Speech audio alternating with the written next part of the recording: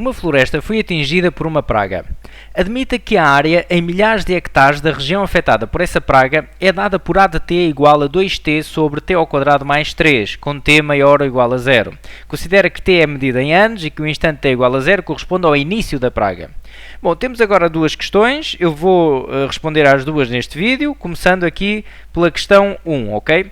Antes de responder, vou só dar aqui algumas orientações para questões aqui de funções quando estamos num contexto real. Portanto, quando estamos num problema de funções que envolve um determinado contexto que nós temos de trabalhar, é importante focarem a atenção logo numa fase inicial ao significado da variável independente, neste caso do t, e à variável dependente do a de t. O que é que representam nesse contexto? Mais do que isso, em que unidades é que temos de trabalhar essas variáveis, ok? Tanto o t como o at. Isso geralmente é dito no enunciado, ok? Lá está.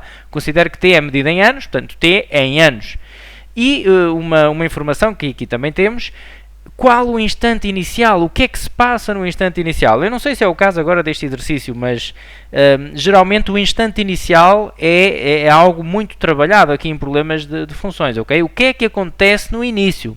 E o início aqui é quando t é igual a 0, mas num outro contexto pode não ser, ok? Portanto, não custa nada, não perdem nada se logo no instante inicial tentarem perceber naquele determinado contexto onde é que está o início, ok? O que é o instante inicial? O que é que acontece quando começa? Geralmente é uma experiência que se está a fazer ou a observar. O que é que acontece no início, ok? Tal como é importante estudarmos o que é que acontece passado muito tempo. E eu estou aqui a utilizar passado muito tempo, porque estou aqui num problema em que a variável é t, é tempo. Porque reparem nesta utilidade para o estudo aqui no 11º ano. Nós aprendemos este ano assíntotas horizontais, não é? Ao aprender assíntotas horizontais, nós conseguimos estudar o comportamento da função quando o x avança lá para mais infinito, não é? Através também daquele estudo intuitivo de limites, mesmo um estudo gráfico. Bom, então está aberto aqui o caminho para a tal pergunta: o que é que acontece passado muito tempo? Quando o t tende para mais infinito, para onde é que vai a função? Nós conseguimos ter esse comportamento porque já temos a noção do que é uma assíntota e de onde é que se aproxima a função quando o tempo vai, por exemplo, para mais infinito, ok? Bom, foram apenas algumas dicas. Vamos agora resolver o problema e vou começar por alertar aquilo que eu disse agora nesta informação. Tem logo aqui uma informação importante. Admita que a área em milhares de hectares. Portanto, a área está a ser dada em milhares de hectares. Isto é muito importante. Eu vou criar já aqui uma referência. Vocês poderiam fazer isto mentalmente, ok? Se a área é em milhares de hectares, mentalmente pensavam logo, arranjavam aqui um padrão. A de t, se eu tenho A de t igual a 1, de quantos hectares é que estou a falar? Bom, se eu tenho A de t igual a 1 e se a área é dada em milhares de hectares, este valor que eu aqui tenho não representa 1 hectare. Este valor que eu aqui tenho representa 1 milhar de hectares, ok? Porque os valores da função estão em milhares. Portanto, se eu quero falar em hectares, então eu aqui tenho 1000 hectares, ok? Eu tenho de perceber essa situação, porque depois no enunciado não me vão falar em milhares, podem-me falar em, como por exemplo aqui, 500 hectares, ok? Portanto, logo atenção aqui às unidades. Bom, resolvendo o problema, houve um certo intervalo de tempo durante o qual a área da região afetada pela praga foi pelo menos de 500 hectares. Nesse intervalo de tempo a floresta esteve seriamente ameaçada. Durante quanto tempo esteve a floresta seriamente ameaçada? E temos aqui algumas orientações. Escreve uma inequação que permita resolver o problema, resolver analiticamente essa inequação e apresentar o valor pedido. Portanto, vamos ter que encontrar uma inequação e resolver analiticamente. Bom, então vamos ler aqui com atenção. Houve um intervalo de tempo em que a área da região afetada, a área é o AT, foi pelo menos de 500 hectares. Pelo menos. O que é pelo menos? Pelo menos 500. É 500 ou mais. Isso é que é pelo menos 500. 500 ou mais. Ou seja, a área, queremos descobrir o intervalo de tempo quando a área foi superior ou igual a 500. Porque pelo menos 500 é 500 ou mais. Se fosse no máximo 500, no máximo 500 era 500 ou menos. Então era menor ou igual que 500. Neste caso é pelo menos 500. E portanto o que nós queremos resolver é isto. Queremos saber quando é que a área afetada foi superior ou igual, porque pelo menos 500 também inclui o 500, não é? a 500 hectares, mas lá está.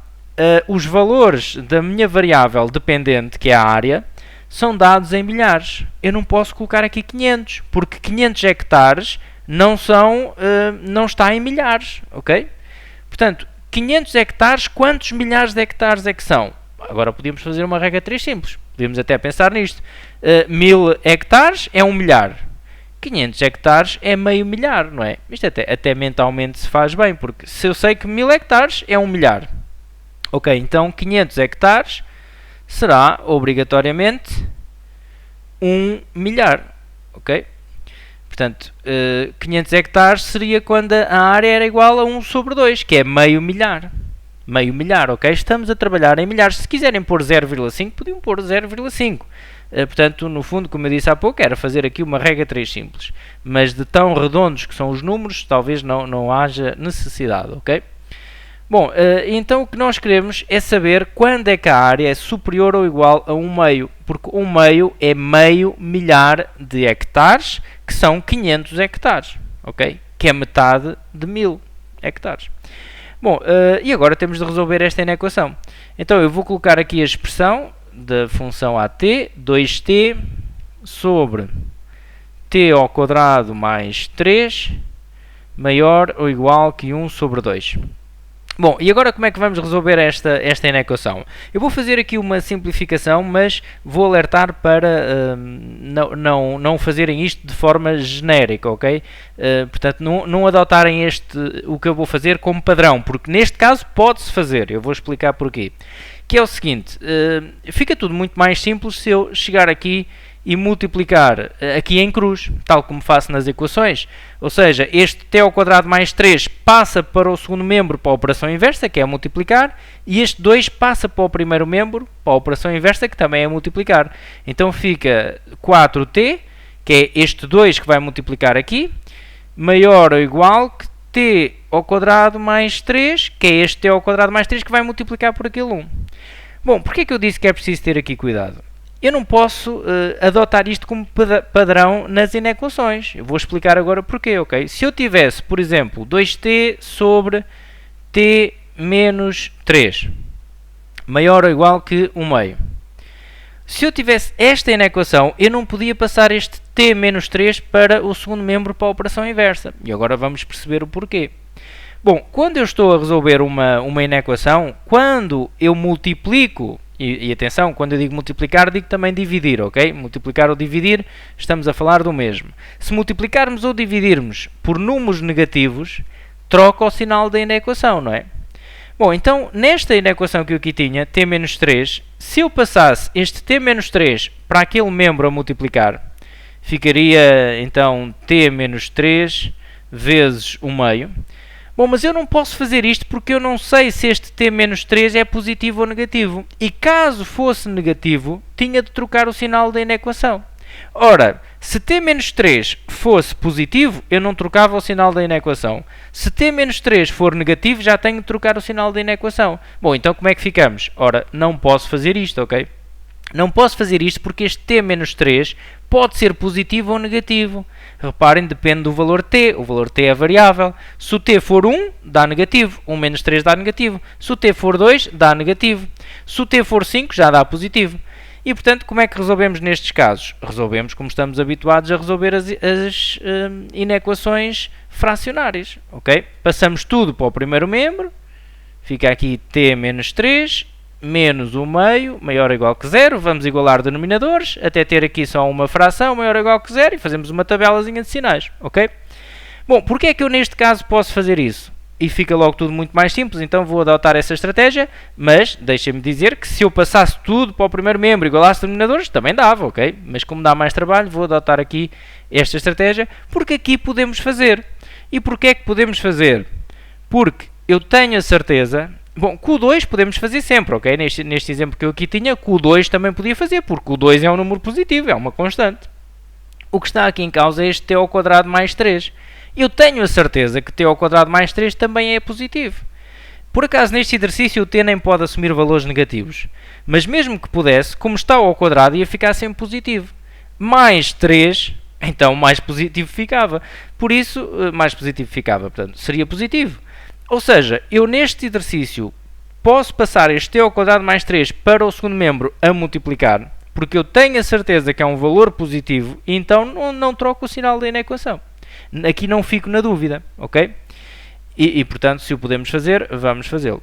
Agora, vou passar, portanto, tudo aqui para o primeiro membro, e ficamos com menos t ao quadrado mais 4t menos 3 maior ou igual a 0.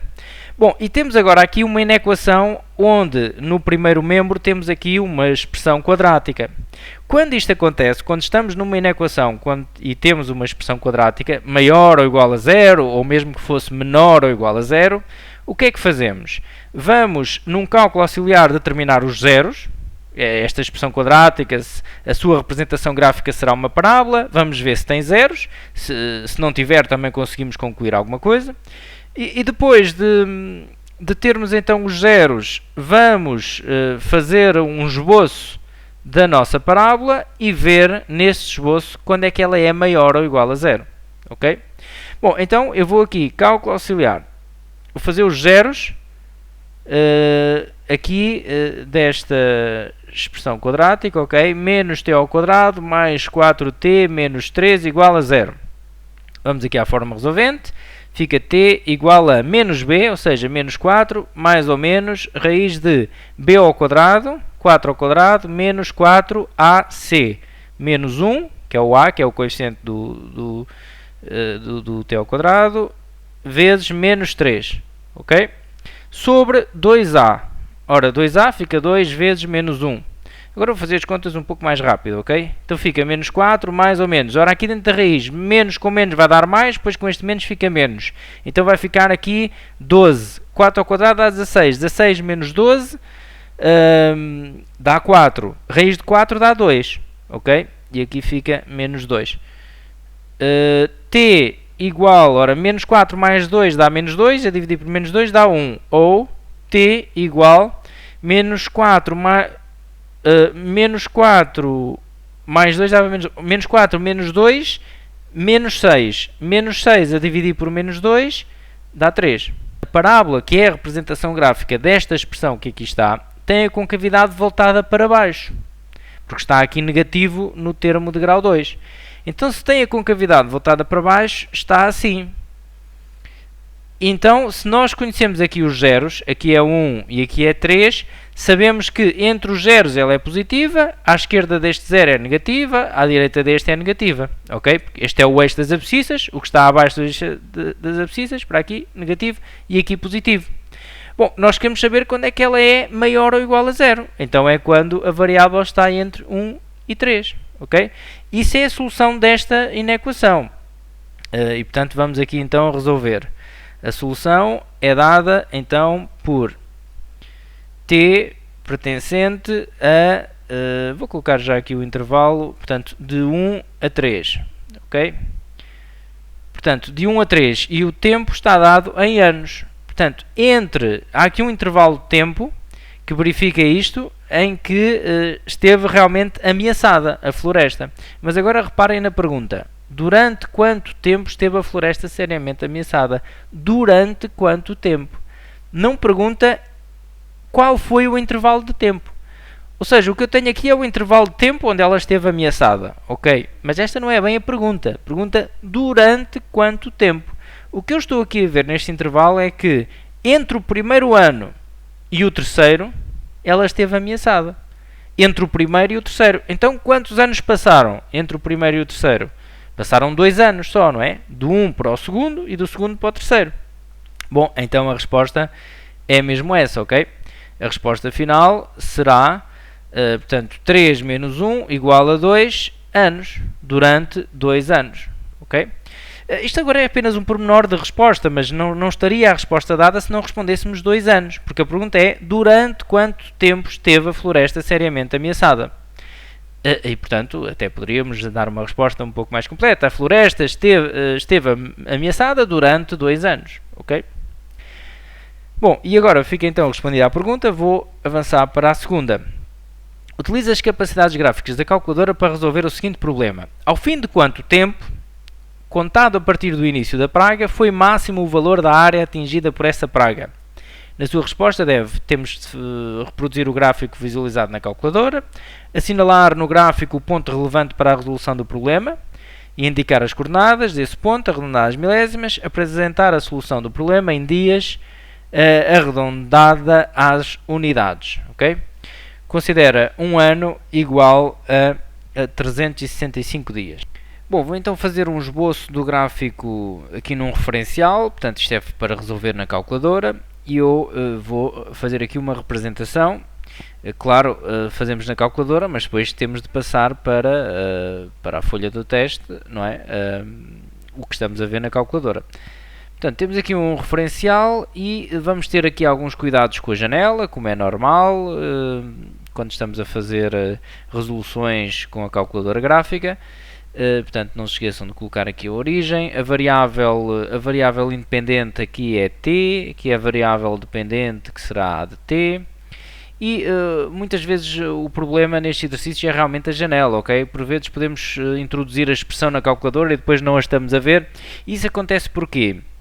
Imaginem que estão num contexto, e este até pode ser um desses contextos. Portanto, por uma questão, por vezes, de desconcentração, veem ali que o valor da função está em milhares e, distraídos, podemos ser levados a pensar, bom, então vou colocar uma janela aqui no y de valores muito elevados, porque estou a ver aqui milhares, vou colocar de 0 a 1000 ou 2000. Bom, isto é um erro tremendo porque, reparem, vamos fazer a interpretação do que temos aqui. Os valores da função estão dados em milhares. Isso quer dizer o quê? Quer dizer que se eu estiver a ver aqui, portanto, a função no eixo das ordenadas, estiver a ver aqui o valor 1, eu já estou a falar de 1000 hectares, ok? Portanto, se eu coloco uma janela de 0 a 1000, por exemplo, então eu já estou a falar de 1 milhão de hectares. É uma coisa astronómica, não é? Bom, e por vezes em algum exercício depende do contexto, não é? Mas o que eu quero dizer é que devemos ter cuidado com isso. Se os valores da função já estão dados em milhares, podemos pelo menos experimentar colocar na janela do y valores pequenos, porque, portanto, estando a ver aqui já estou a falar de 1000 hectares. Ora, 1000 hectares já é alguma coisa, não é? E por isso podemos estar nesses contextos, ok? De qualquer das formas, isto muitas das vezes é uma questão de irmos experimentando no contexto do problema. Por isso é que eu digo que nestes exercícios é muito importante entrarmos bem no contexto do problema, ok? Para, por exemplo, aqui a variável independente t está em anos. Aqui não faz muito sentido, nós no contexto do problema pensamos, bom, como é que eu ia fazer esta observação, este estudo, não vou fazer de 0 a 200 anos, não faz sentido. Então bem que a praga acabava com o mundo todo, não é? Portanto, vamos estudar aqui em poucos anos, de 0 a 5 anos, e depois podemos ver que é muito e vamos ajustando, ok? Bom, introduzindo então na calculadora com uma janela adequada, então podem experimentar se meterem portanto, na janela da variável independente, ou seja, no x aí da calculadora, de 0 a 3, por exemplo, chegará. E no y, podem colocar de 0 a 1 ou de 0 a 2 no y só e irão ver que encontram uma representação gráfica deste tipo que eu vou agora aqui fazer, ok? Bom, muitas vezes a janela tem de ser ajustada. Por vezes nós colocamos uma janela onde vamos ver só um pouquinho da função e muitas vezes até pode acontecer outra coisa. Podem colocar uma janela que não está adequada, e tenham em atenção isso, e a função pode estar aqui muito, muito, muito perto do eixo das abscissas e estão numa janela que não está adequada e não a estão a ver, mas ela está lá, não é? Portanto, na calculadora é que não a estamos a ver. E portanto devemos ter esses cuidados. Quando não estamos a ver a função, o gráfico, não é? A sua representação gráfica, podemos pensar, por exemplo, que nos enganamos a escrever a expressão analítica, algum parênteses, qualquer coisa, e devemos passar uma vistoria, digamos, por todos esses passos, inclusive pela janela de visualização, ok? Bom, neste caso, teremos algo deste tipo, ok? Isto é apenas um esboço. Queremos o máximo. Agora vamos entrar então aqui na interpretação. Queremos o máximo, portanto, o máximo desta função, quando atinge aqui a área máxima, será este ponto aqui. Vamos marcar aqui as coordenadas, ok?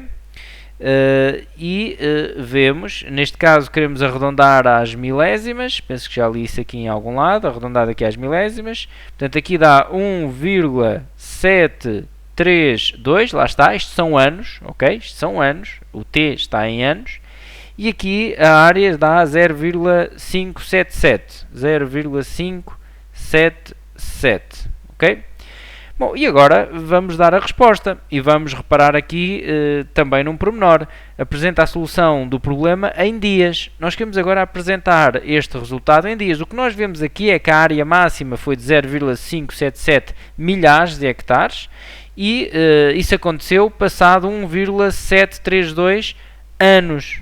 E nós queremos em dias, apresentar a resposta em dias. Bom, mas isso também está fácil. Basta multiplicar por 365 e, se não estiverem a ver isso assim de cabeça, podem pensar na regra 3 simples. Então, se um ano tem 365 dias, 1,732 anos tem x dias e, claro, vem aqui que é só multiplicar então aquele valor por 365, não é? Eu agora iria dividir aqui por 1 para aplicar a regra 3 simples, mas nem seria necessário, portanto isto iria dar 1,732 vezes 365, que então aproximadamente dá 632. Bom, dias, ok? Então, dada a resposta final, o que é que pergunta? Ao fim de quanto tempo, contado a partir do início, ao fim de quanto tempo é que se dá o valor máximo? Bom, então podemos dizer passados 632 dias. Okay? Passados 632 dias, atingiu a área máxima.